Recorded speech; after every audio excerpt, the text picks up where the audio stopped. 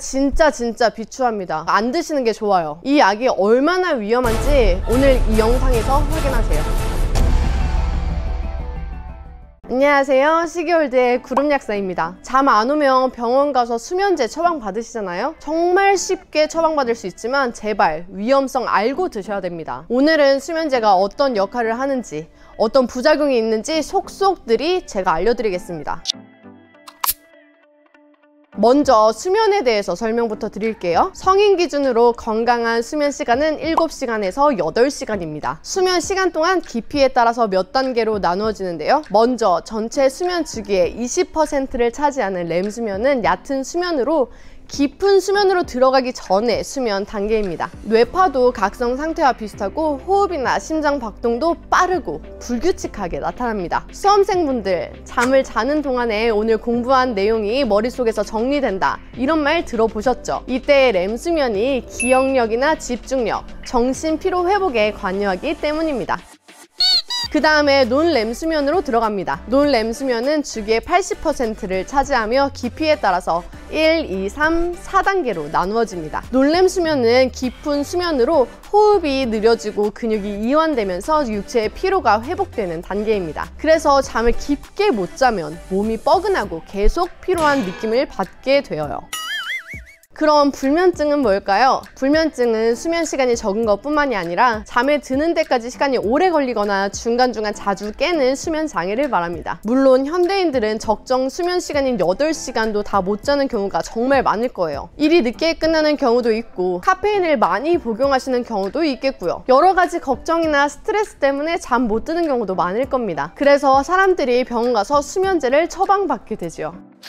병원에서 처방받을 수 있는 수면제는 다양하지만 오늘은 향정신성 의약품에 해당되는 수면제에 대해서 설명드릴 거예요. 향정 수면제도 종류가 굉장히 다양하고 반감기에 따라서 수면을 유도하는 약과 수면을 유지하는 약이 또 다르게 있습니다. 보통 처방받으시는 약이 트리아졸람 성분의 할시온, 졸피뎀 성분의 산도스 졸피뎀이나 스틸록스 등이 있을 거예요. 가끔 디아제팜 성분의 신경 안정제를 불면증 환자에 쓰는 경우도 있습니다.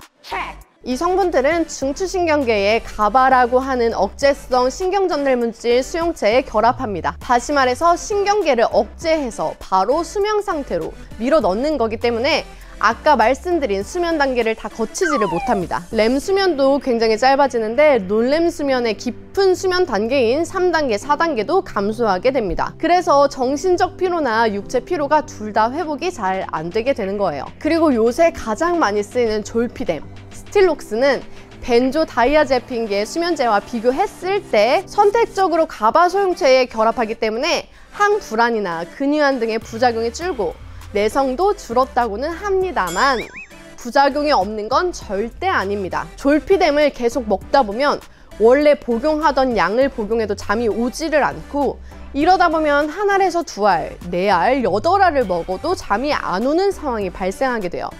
근데 더 무서운 점은 졸피뎀에 취한 상태에서는 기억을 잃을 수가 있어요. 그래서 약을 분명히 먹었는데 취한 상태에서 나도 모르게 2알, 5알 더 먹게 되는 거예요. 그럼 점점 내성이 더 생기겠죠?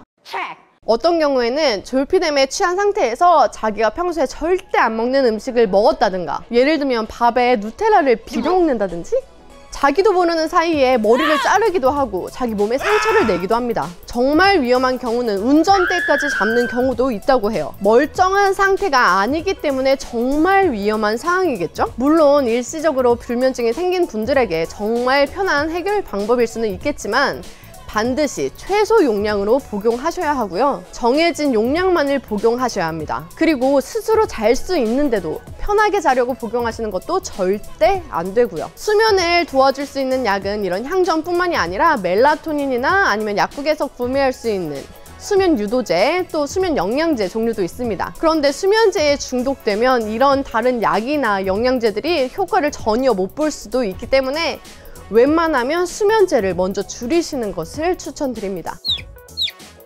오늘은 수면에 대해서 먼저 알아봤고요. 향정신성 의약품 수면제의 위험성에 대해서 알려드렸습니다. 다음에는 이 수면제 말고 부작용이 적은 수면제, 수면 유도제, 그리고 수면을 돕는 영양제 성분에 대해서 알려드리는 영상 찍어볼게요. 구독하면 건강해지는 채널 시기월드의 구름약사. 좋아요, 구독 부탁드려요. 다음 영상에서 또 봐요. 안녕.